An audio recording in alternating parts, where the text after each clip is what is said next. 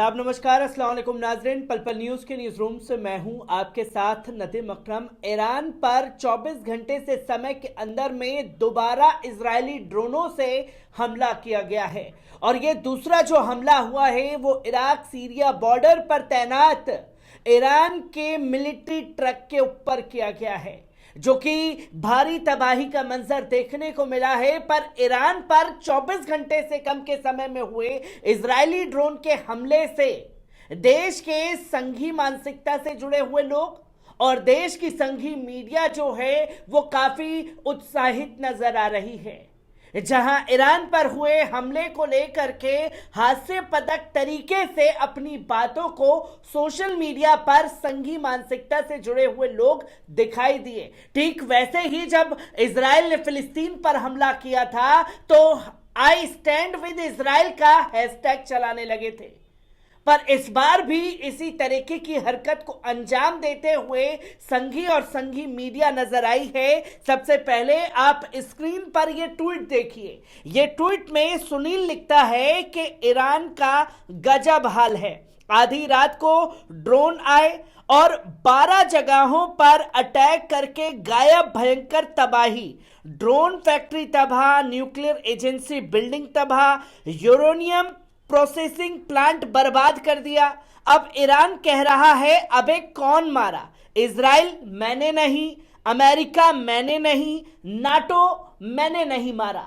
अब जो ये 12 जगह पर हमले की पुष्टि कर रहा है, शायद इंटरनेशनल मीडिया की किसी भी वेबसाइट ने ये जानकारी तो कहीं साझा नहीं की। हाँ, 5 से 6 जगह पर हमले की जानकारी दी और जो हमला किया गया इजरायली ड्रोन द्वारा कईयों को उसी जगह पर मार गिराया, पर 5 जगह पर इजरायली ड्रोन जो हैं वो गिरे हैं, जो कि भारी तबाही का मंजर के इलेक्ट्रॉनिक और पूरी मिलिट्री फोर्स तबाह कर दी। ये तमाम व्हाट्सएप यूनिवर्सिटी से निकाली गए इनके ज्ञान को निकालते हुए दिखाई दिए हैं। तो वहीं आप स्क्रीन पर देखेंगे कि गोदी मीडिया ये लिखता है कि इजरायली ड्रोन विमानों में ईरान में घुसकर उड़ाई फैक्ट्री, पुतिन को क्यों लगी मिर्ची। अब ये तो हाल है संघी और संघी मीडिया का, पर दरअसल सच्चाई क्या है, क्या पूरी जानकारी सामने आई है, एक बार इनकी आंखें खोल देने वाली रिपोर्ट पर नजर डालते हैं। अज्ञात युद्धक विमानों ने रविवार शाम को डेर एजोर के पूर्व में अबुल कमल ग्रामीण इलाके में अल हरी के सीरियाई गांव में प्रशिक्षित ट्रकों को निशाना पर रिपोर्ट्स के अनुसार घटना से होने का आरोप लगाने वाला एक वीडियो और सीरियन ऑब्जर्वेटरी में एक लेख भी शामिल है, जहां मानव अधिकार की जानकारी के अनुसार ट्रकों का लक्ष्य विनाश और अंदर के लोगों को मौत के घाट उतारना था। यह स्पष्ट नहीं था कि ट्रकों को टारगेट करने का क्या मतलब था, क्योंकि 24 घंटे के अंदर ईरान के इस्फहान में ड्रोन हमले की रिपोर्ट के एक दिन से भी कम समय बाद यह रिपोर्ट सामने आई। सूत्रों के ऑब्जर्वेटरी को बताया कि 6 ट्रक इराक से आ रहे थे और उन्हें इजरायली ड्रोन द्वारा निशाना बनाया गया। नवंबर के इसी क्षेत्र में कथित तौर पर कई ट्रकों को भी किसी तरह के हवाई हमलों में निशाना बनाया गया था। उस समय समर्थक ईरानी मीडिया ने स्वीकार किया था कि 9 दिसंबर को ईंधन ट्रकों को टक्कर मार दी गई थी। दिसंबर में आई एक अन्य रिपोर्ट में कहा गया था कि संवेदनशील सीमा क्षेत्र में एक और घटना हो सकती है। यह क्षेत्र इराक सीरिया सीमा पर है और यहीं से ईरान कथित तौर पर हथियारों की तस्करी सीरिया और फिर हिजबुल्लाह को कराता है। ईरान ने 2018 में इस क्षेत्र में एक आधार भी बनाया था और इससे पहले इराक समर्थक ईरान मिलिशियाई कातिब हिजबुल्लाह का मुख्यालय अबू कमाल में था। पिछले हफ्ते तनफ में अमेरिकी बेस को ड्रोन द्वारा निशाना बनाया गया था, जो ईरान समर्थक मिलिशियाई द्वारा उड़ाया गया था। तनफ सीरिया में जॉर्डन इराक सीमा के पास एक गैरिसन है, जहां 29 जनवरी की शाम को ऑनलाइन पोस्ट किए गए वीडियो में किसी तरह का धमाका नजर आ रहा है और धमाके जैसी आवाज सुनाई दे रही है। हालांकि यह पुष्टि करना असंभव था कि वीडियो अबू कमल का है या कहीं और का। स्थानीय या क्षेत्रीय मीडिया होने का दावा करने वाली विभिन्न ऑनलाइन रिपोर्टों में तो यही कहा गया कि विस्फोटों में ईरानी समर्थित मिलिट्री को निशाना बनाया गया। हालांकि यह ज्यादातर अटकलें ही थी, क्योंकि मिलिट्री क्षेत्र में काम करती है और उन्होंने अतीत में लक्षित होने का दावा किया है।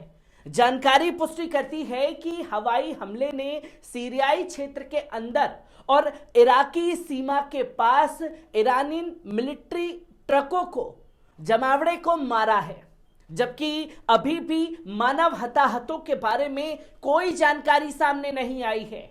किसी इंटरनेशनल रिपोर्ट ने यह दावा नहीं किया। उमर अबू लेला की एक रिपोर्ट में कहा गया है कि विस्फोट अलहरी नामक एक गांव के पास हुआ।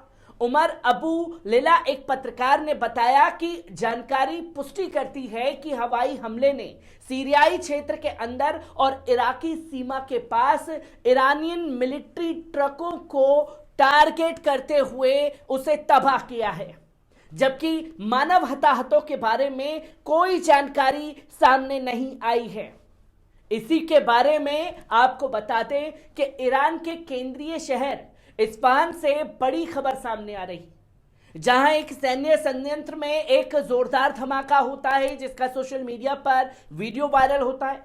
ईरानी राज्य प्रसारक IRIB ने रविवार तड़के अपनी वेबसाइट पर यह जानकारी दी। वहीं रक्षा मंत्रालय ने इसे एक नाकाम ड्रोन हमला बताया। मंत्रालय ने यह नहीं बताया कि हमले को अंजाम देने का संदेह किस पर है।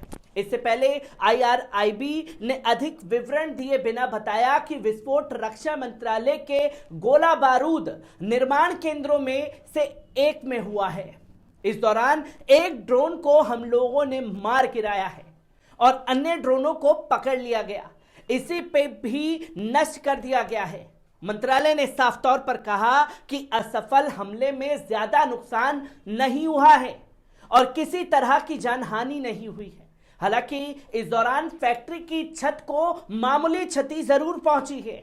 ईरानी रक्षा मंत्रालय ने अपने बयान में आगे ये साफ तौर पर कहा कि हमले में उनकी मिलिट्री फैक्ट्री को प्रभावित नहीं किया गया है।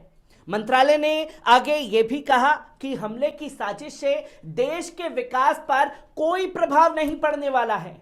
मालूम हो कि पिछले कुछ सालों में ईरानी सैन्य, परमाणु और औद्योगिक सुविधाओं के आसपास कई धमाके हुए हैं ताकि ईरान को डराया जा सके, और आग भी लगी थी जिसकी तस्वीरें लोगों के सामने आई थी।